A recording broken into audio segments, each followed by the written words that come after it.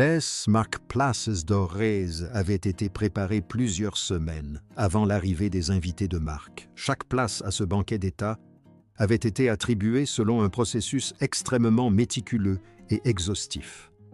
Les officiers du protocole, le personnel de la maison et les conseillers principaux avaient passé des jours à finaliser l'ordre précis des places. Ils avaient calculé qui était assis au plus près de quel dignitaire étranger afin de souligner l'importance des rôles dynastiques émergents. Rien n'est jamais laissé au hasard dans une salle de banquet d'État. La place de la princesse Charlotte était réservée et son nom était en place. Son siège à table avait été officiellement confirmé par le maître de maison. Puis, la reine Camilla entra dans la salle à manger et s'y assit discrètement. Ce qui suivit ne fut pas une dispute publique explosive devant la délégation étrangère. La correction qui s'ensuivit fut silencieuse, d'une tension extrême et d'une force remarquable. Elle allait se faire sentir dans tout le palais. L'Euro Charles intervint le premier, immédiatement suivi par un prince William résolu. L'ajustement rapide qui eut lieu en ces quelques minutes de calme et de tension rétablit le protocole officiel. Pour comprendre pourquoi ce bref instant revêtit une telle importance, il nous faut analyser la cérémonie. Il nous faut examiner la place grandissante de la princesse Charlotte au sein de l'avenir de la famille royale. Un trône royal n'est jamais un simple meuble. Un banquet d'État est l'événement le plus officiel que la monarchie britannique puisse organiser. Il réunit les membres les plus importants de la famille royale, les ambassadeurs étrangers et les dirigeants politiques internationaux pour un dîner. Le placement à table lors d'un dîner aussi fastueux n'est jamais une simple formalité. Il reflète les relations entre les nations et la hiérarchie familiale actuelle. Cet événement présente au monde l'identité visible et soigneusement construite de la couronne moderne. La préparation matérielle d'un seul banquet exige des centaines d'heures de travail. Le personnel de maison s'occupe de tout, de la verrerie à l'orientation précise des fleurs. La table est dressée avec une précision mathématique qui semblerait excessive en toute autre circonstance. Les marque-places ne sont finalisées qu'après validation directe des hauts responsables.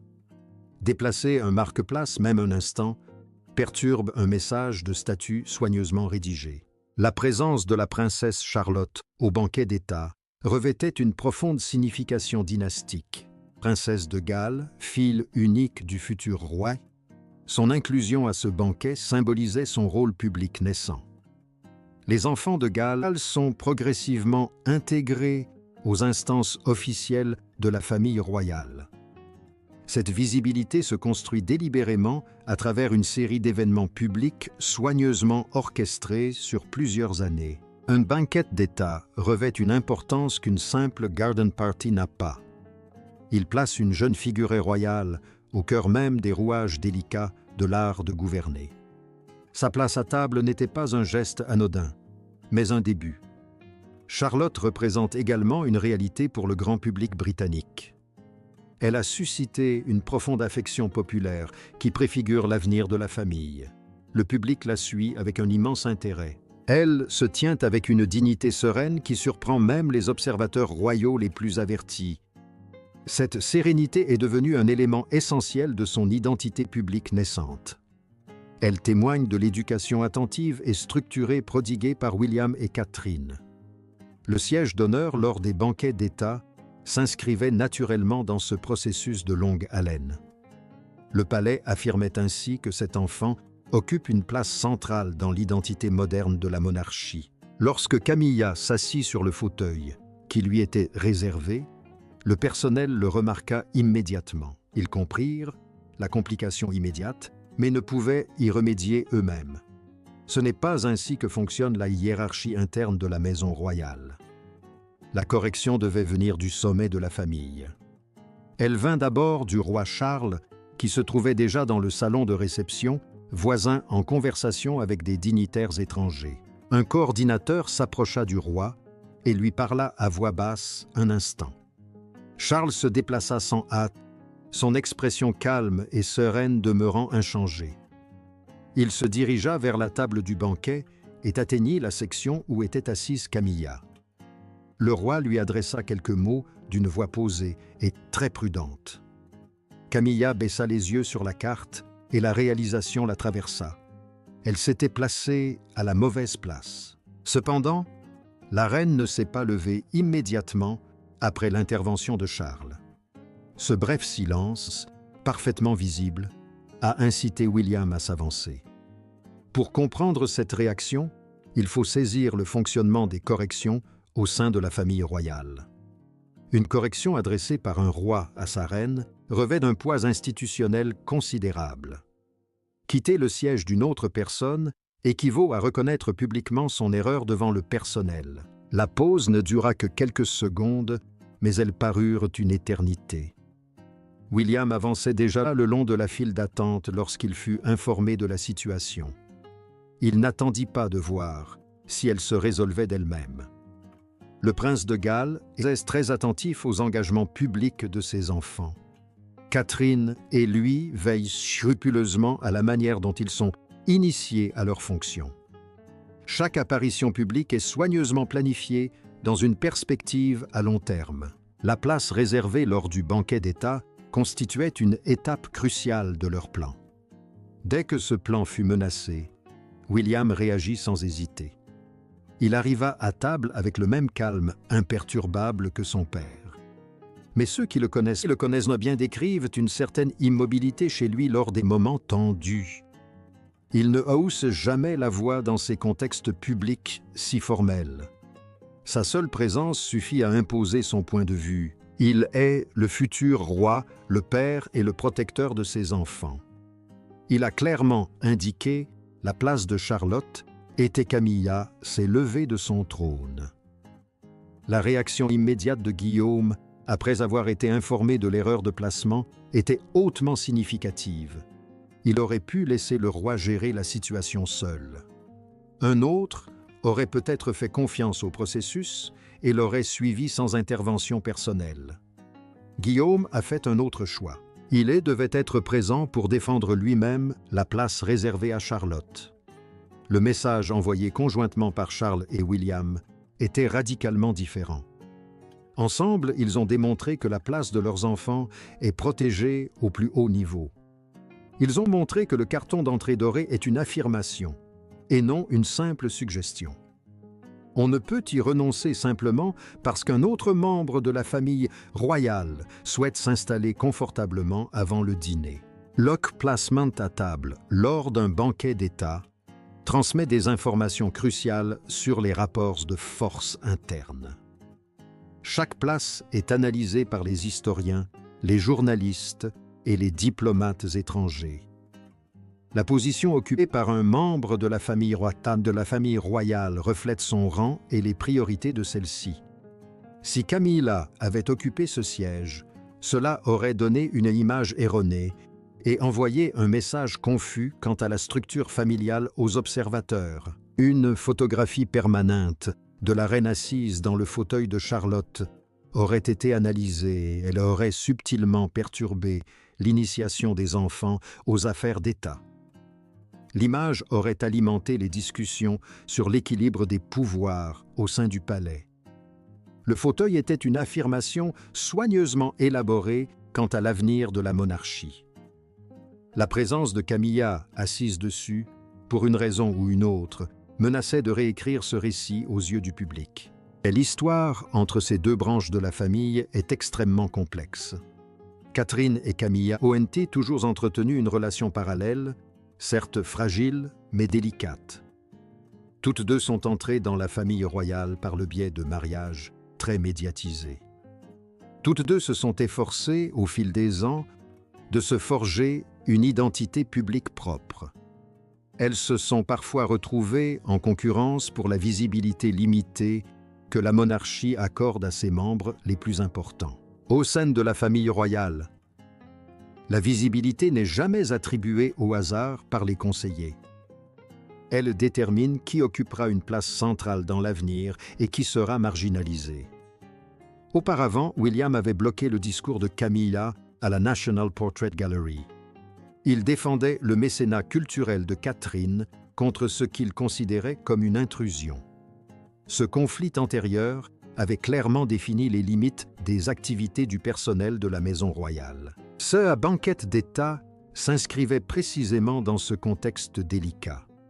Lorsque Camilla s'est assise à la place de Charlotte, la situation a touché un point sensible. La famille portait déjà les stigmates de plusieurs confrontations institutionnelles antérieures. Le palais n'évalue pas ces incidents mineurs, indépendamment du passé, mais comme une suite d'événements révélant un schéma comportemental familial plus large. Ce qui rendait ce moment particulièrement délicat, c'était l'implication directe d'une enfant. Les précédents conflits concernant la visibilité publique opposaient des femmes adultes. Charlotte n'est pas concernée par cette compétition adulte complexe et permanente.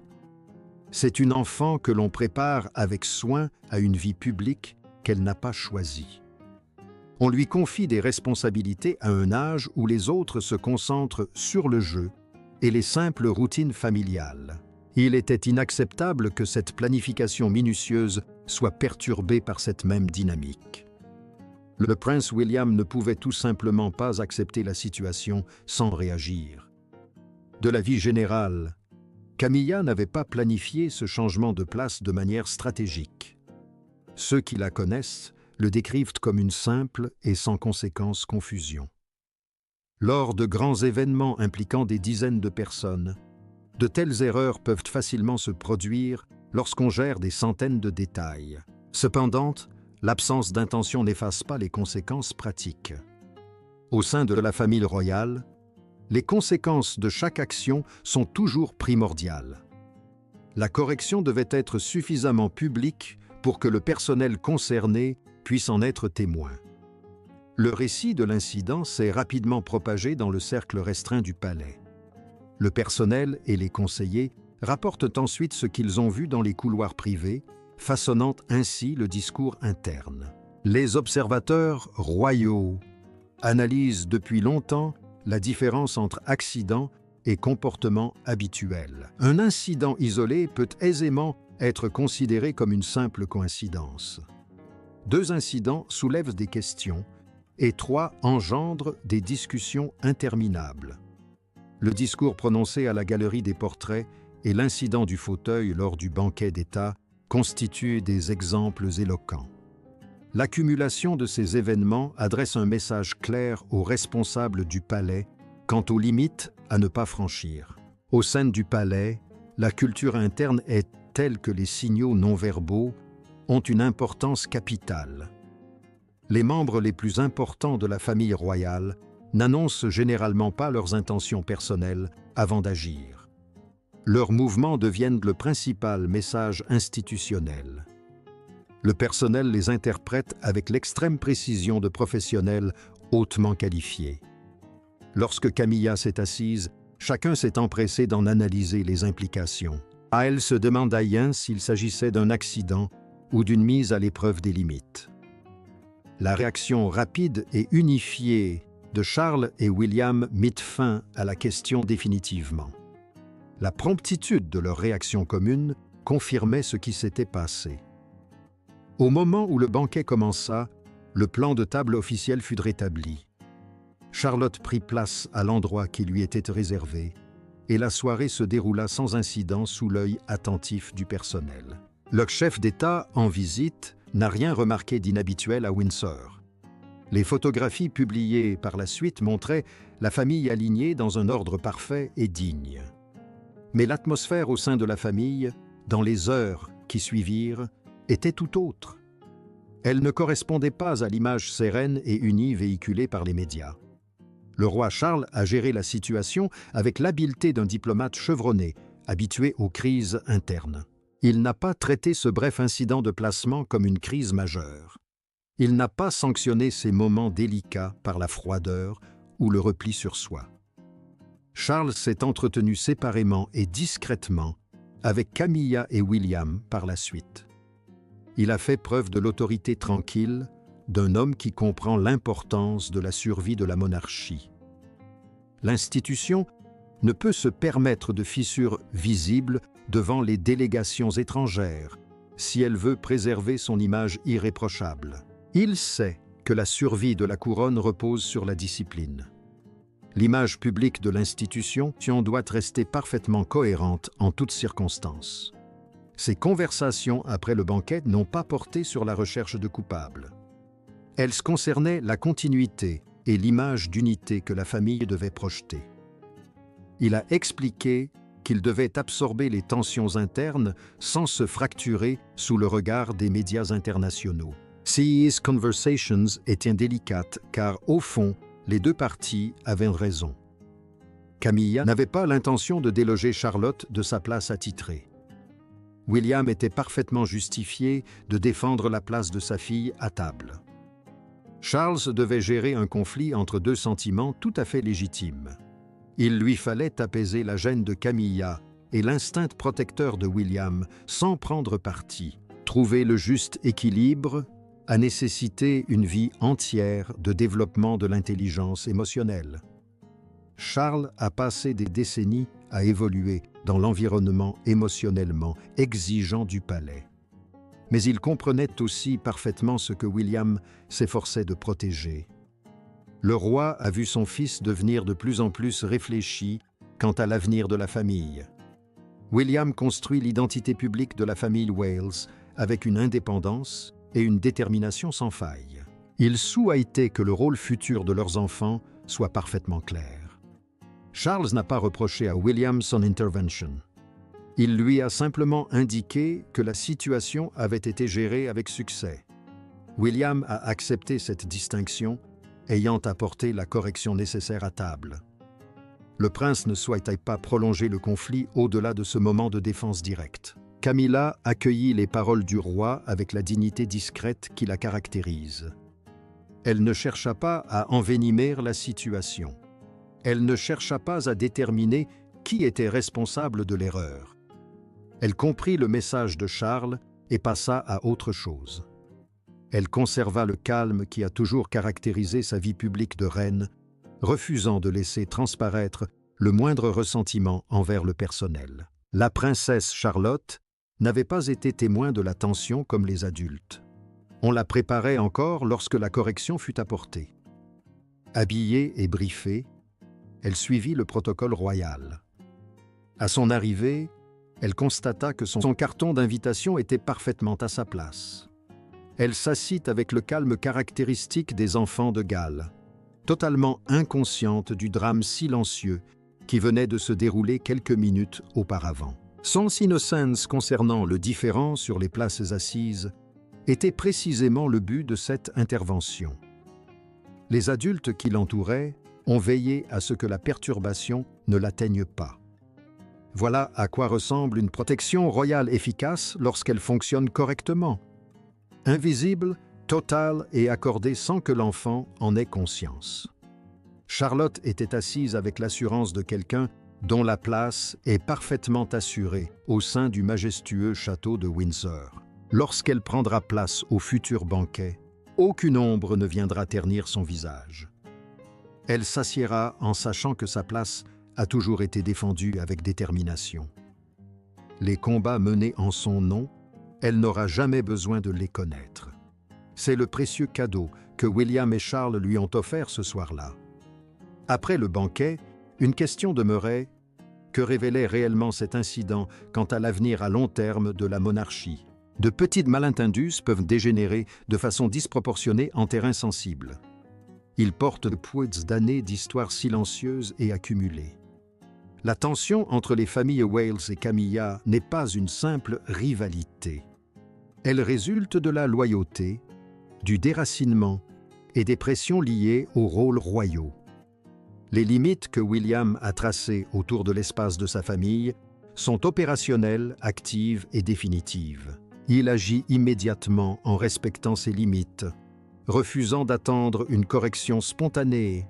Lorsque Charles le suit, le message se propage dans toute la maison royale. Le roi et le futur roi envoient ensemble un signal dynastique fort. Ils affirment que cette limite n'est pas simplement une préférence de William. Il s'agit de la position officielle et inflexible de l'institution monarchique. Cet incident a également révélé l'évolution de la protection royale actuelle. La famille de Galles est en passe de devenir le principal visage public. Le règne de Charles marque une transition vers l'ère que William définira. Chaque décision prise par Charlotte, George et Louis contribue à cet avenir.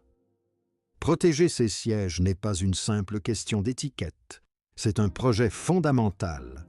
C'est la mission première de William et Catherine. Camilla comprend les rouages changeants du pouvoir au sein de la monarchie moderne. Elle n'a pas passé suffisamment d'années à l'étudier de près pour en connaître les règles. Lorsque deux rois s'accordent sur une correction, cette décision est irrévocable. Son silence dans les heures qui ont suivi le banquet n'était pas un signe de faiblesse, mais d'intelligence. Elle sait quand le silence est de mise et quand il faut s'engager. Elle sait aussi laisser passer l'orage. Cependant, le calme ne rimait pas avec réconciliation. Au sein de cette famille, les tensions non résolues persistent, tapissées sous le vernis des apparences harmonieuses. Elles attendent la prochaine occasion, celle où les places seront de nouveau attribuées. Sous le regard attentif de la cour, il faudra une fois de plus décider qui occupera quelle place. Le banquet d'État se déroula exactement comme les officiers du protocole l'avaient soigneusement préparé. Les discours furent prononcés et le chef d'État invité fut honoré. Les photographies montraient la famille royale alignée dans un ordre digne et mesuré. Mais tous les présents portaient en eux la conscience silencieuse de l'instant qui venait de se produire. Ils savaient que l'avenir de la monarchie était défendu avec une détermination absolue et inébranlable. Le trône demeurait le sien.